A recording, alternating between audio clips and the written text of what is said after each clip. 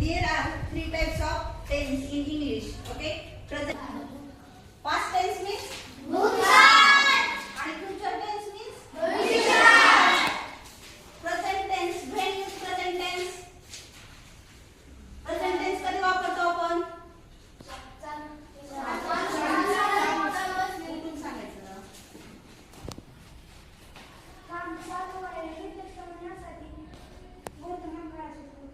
Very good. Then past tense, when use past tense? Nice.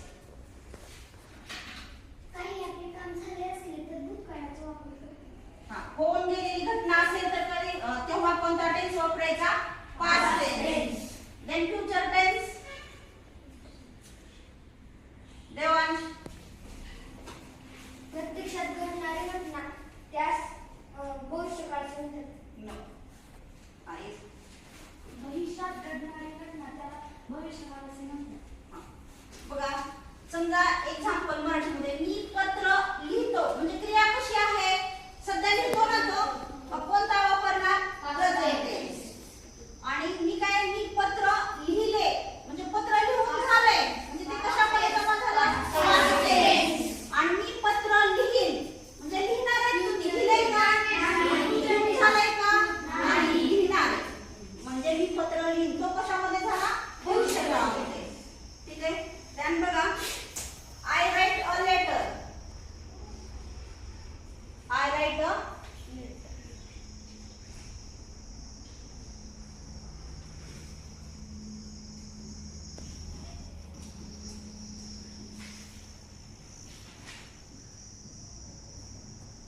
मी पत्र लिहिते. Any more example? I eat a mango. Which tense? मी आंबा खातो. म्हणजे क्रिया कशी आहे आता? चालू आहे. म्हणजे खातात. वर्तमान काळ आहे. मी आंबा खातो.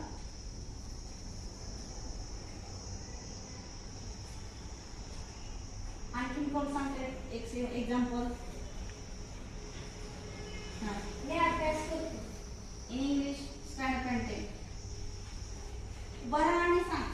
मराठीमध्ये सांगितलं मी अभ्यास करतो. I am reading. I am reading a book. I study. I study. I study. बघा याच्यामध्ये सूत्र काय आपल्याकडे सूत्र आहे? या सूत्रामध्ये ठेवायचं S plus V1 plus O. S means Subject. In Marathi. विशेषण. देन V means वर्ग.